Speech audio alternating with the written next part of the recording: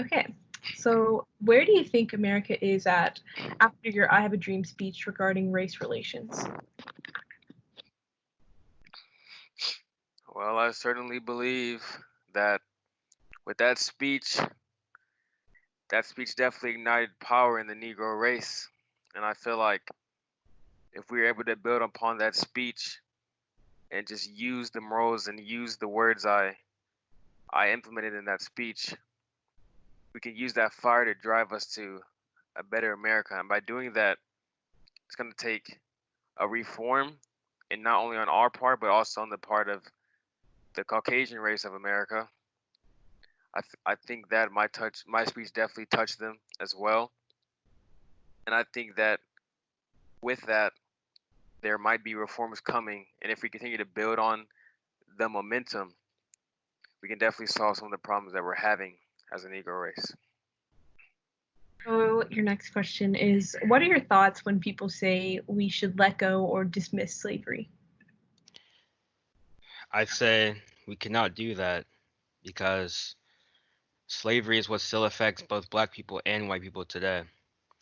For example, today we are still oppressed within every aspect of American life: jobs, housing, healthcare, facilities, and everything else. People say, I don't see color. How do you respond? When people say they don't see color, I respond by questioning, well, what do you see? It's impossible to not see a colored person for what they are, and by attempting to abjure it, you are ignoring their struggles and the daily hardships that they face. It isn't accommodating to claim you're not a race by saying you don't see color, because the phrase itself disregards the motivation behind the movement. Unity is the ultimate purpose. Before you can come to one accord and unify a group, you have to recognize them. Explain some of the economic disparities or, economic hardships or unfairness that the Black community faces. Okay, so in my eyes, the Negro is forced to pay more for less. We have less opportunities, which that means we can make less money based on what we're given. And it's really, it goes along with segregation too. The less you have, the less you can make, honestly. And because we don't want to be judged on the color of our skin, but the content of our character. And you can't do that whenever you don't have the same opportunities and you can't make the right amount of money, if you understand what I'm saying. So why do you think that you turned to nonviolence? I just believe that through nonviolence and through all of those ideals, I was just able to just create a persona for myself as being an advocate for nonviolence. However, I do believe that now we need to use solid realism and we need to really implement solid reforms, tangible reforms, because if we just settle for a nonviolence ideal with no premise and no basis and no depth underneath it, we're not going to make any progress. So I think for the nonviolence movement, I think it works best in a time where we're being confronted with violence. I think the best way to touch people who are acting violence towards us is to treat them kindly even anyway. And I think that's for that reason nonviolence is really effective. However, aside from that, at this point of where we're at, we're gonna need to actually fight back. How do you feel about the rate of Black imprisonment in America?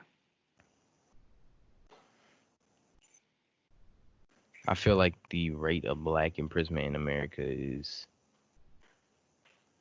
not it's absurd. I feel like there's a lot more policing in Black areas, and that there should not be as many. There should not be such a target on our back to throw us into jails and cells just for trying to gain our equality, because they're when we make progress, they try and just set us back further. Over the decade of progress we've made in the South, they try and set us back further by trying to incarcerate us and put us in jail, basically. I'm ready. Where is America at regarding post speech regarding race relations? I have to admit, after my I Have a Dream speech, as a Black American, I was very hopeful.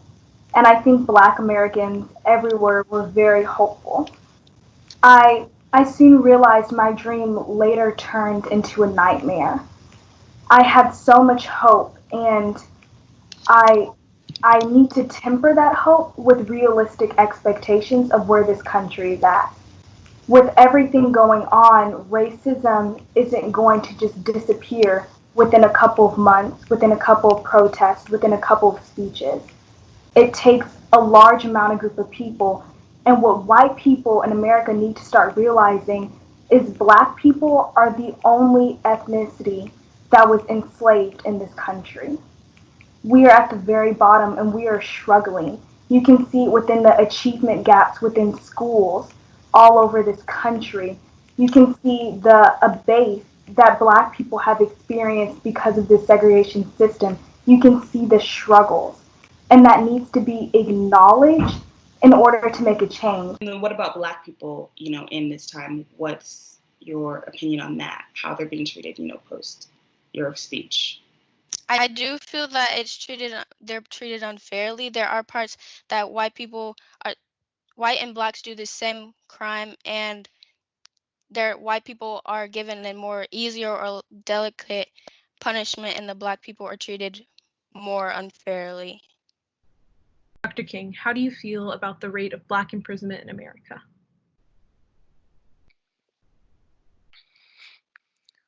I believe Black imprisonment is something that's been around for a long time. Ever since in Africa, when we were brought back here on the slave ships, we were in chains, and then we went from those chains to the chains of a plantation or a chains of a farmland, the chains of being told to do things against your will. And then even after slavery ended, that lasted, even though it lasted for 244 years, post-slavery, we're still bound by the chains of society, the chains of the government, and the chains of the oppression of whites, the chains of policemen, and the change of society order. So I believe that imprisonment is something that is going to always be used to hold us down, and even today in the judicial side of things, a lot of times we are discriminated against because of our color, but it's all because of the history of the enslavery of us, of the Negro. And I believe that going forward, we have to make a stand against that. How do you fight an enemy that you can't always see, or it's all around you? Right. So like it goes back to my point. Part of the problem is the system and the economic issues. And so in order to fight that invisible enemy, we have to, address the economic issues that are going on in our neighborhoods, where black men aren't getting as paid as much as they should be. They work for a lot more, but they don't get paid as much as they should be. And that's why we take the steps we do when it comes to the nonviolent protests. We do those protests in order to strive for fairness and justice. That's what we've been fighting for. And I know a lot of black people aren't going to see the enemy, and because some of them think that the enemy is a certain person. It's not just a person, it's the laws and the actions as a whole the white community takes. And so it goes back to my point where in order to overcome this and defeat the enemy is making the white man accountable for what he has done. Do you feel like white America has done all that it can for the Black Americans? I definitely do not. I feel that a small majority of the white people are 100% committed to making a change, while sadly I have to admit that the majority is not 100% committed to making this change. The majority is always looking for an excuse. Many white people just overlook the long legacy of slavery in America. This huge period of time they try and just act like it never happened and sweep it under the rug. And we as people just want to be judged by the color of the skin, and not by the don't be judged by the color of the skin, but be judged by the content of their character. But so many people are overlooking that. I feel that white America has much more to give in the area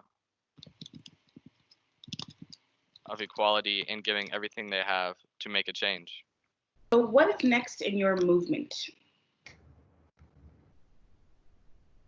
We will continue using nonviolent protesting for previously listed reasons. While we like understanding and we need understanding, what we need more is change. Without necessarily the push that the Negro needs to be, in all minorities, to have the same, to be able to reach the same economic status and the same living conditions in the same schools. Without that, we need that push. We need that change. And we can't make it our own because we don't hold any positions of power.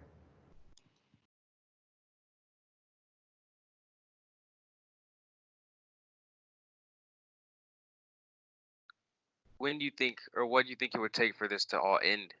Because, like I said, from being oppressed in Africa to being in slavery for 244 years, and to even now, today, being in the position we are as a race, we're still at a disadvantage. We're still oppressed. What would it take, or how long would it take to really, for us to really get out of that zone and really become genuinely equal to the white man?